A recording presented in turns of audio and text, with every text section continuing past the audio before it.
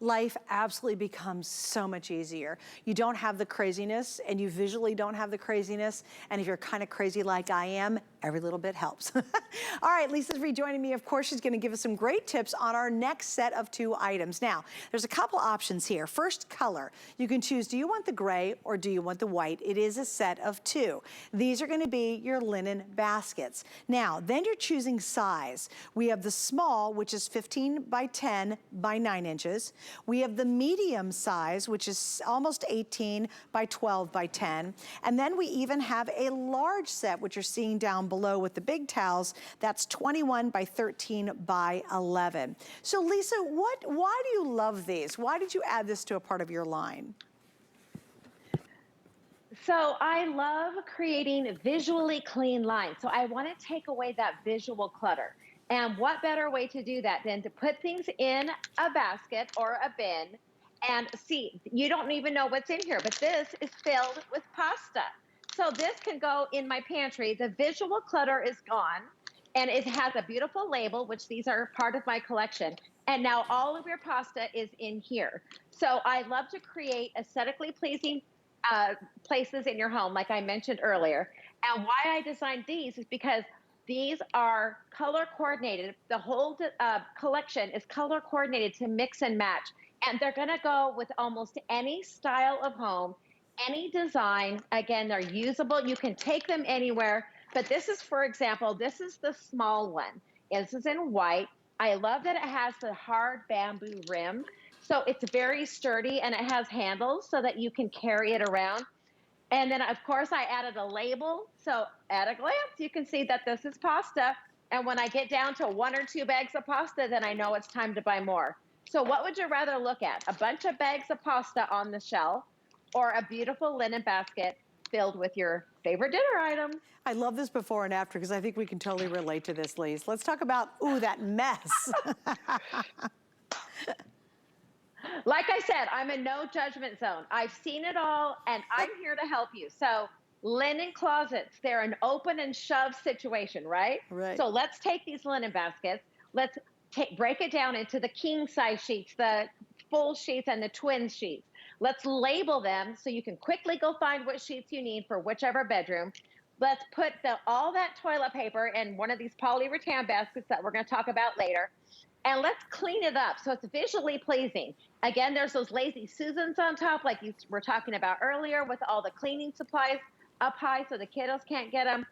And it just creates a visually pleasing space. So when you open it up, your eyes just have a place to land, and you just kind of have this feeling when you open up a beautifully decorated closet full of these linen baskets. Well, Lisa, you know what I love is, especially if you're talking about busy moms with little kids, you know, you got a living room, and it's basically become their playroom.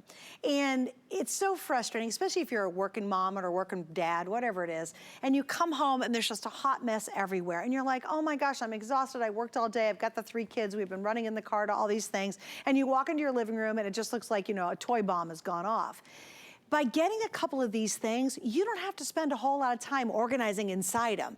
This is the way that you neatly just toss all the Legos in here, toss all the stuffed animals in here, toss all the games, toss all the Barbie stuff in here, and then all of a sudden, within minutes, because all you're doing is labeling them, and even the kids can help you out, at the end of the night, you say, all right, everybody put the Barbie stuff in here. Where's the Barbie? It becomes a lesson in helping your kids get organized. They'll help you, make it a fun game, and then your living room at the end of the night is also neat, but you haven't had to nitpick and put every Lego in its own color in a box. You literally just toss everything in here and hide it. Also, that goes true for all your magazines. Look at a whole pile of magazines sitting on an end table, your coffee table. That adds tension to a room, believe it or not. Let's hide them.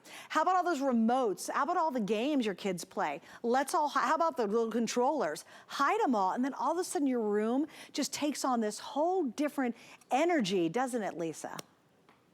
It does. Let's take away that visual clutter. Let's, like you said, make it a pleasing space to look at. You can put your blankets for the couch in there. I have the large one filled with beautiful rolled up towels. I mean, does that not feel like a spa? So If you have a guest room, you can take one of these and you can make a guest room basket to set on the bed with towels and maybe some fun slippers, bottles of water. There's endless amounts of ways that you can use these baskets. I have this one filled with all of my scarves. Now, I like to do file folding. That's another quick tip for the night. File fold. These are all my winter scarves. So again, it's labeled in my closet. So if I want to wear a gray scarf, look at this. I just pull it out like a book and the whole basket still stays clean. So file folding is another big tip within the basket. But I do love what you said about the toys, because it doesn't matter how it goes in here. If it's all the same, all the toys, all the plush animals, all the whatever it is that your kids love to play with, it's in here. The visual clutter is gone. Like you said, in 2 minutes, the living room or the toy room is completely cleaned up and you have a fresh start for tomorrow.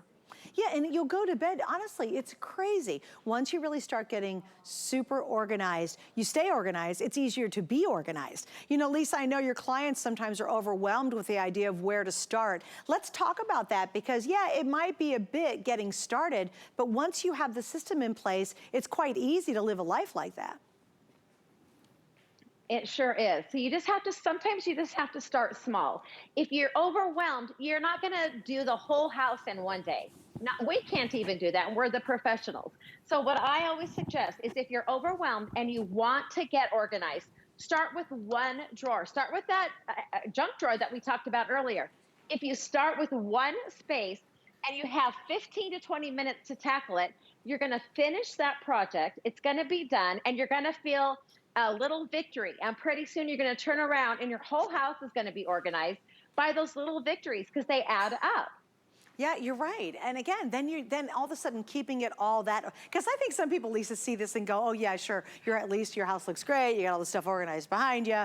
I don't have time to do all that. Once you do get it in place, it's so much easier, because you know where it goes. You know where it goes, so when you buy it, you put it there, and boom, it's there, and it's got its own little home. And then life is easier. You just have no idea how truly relieving it is to get your world organized. And it adds so much more stress when it's not organized. So you'll find you really do have a different energy in your home when you do things like this. All right, small, medium, large, you're choosing. Do you want the white set or do you want the gray? I know the white is the most popular right now. Okay, I want to show you a couple more items that are really adorable. Look at this. You know, one of the real tips about organizing is get things out of its boxes.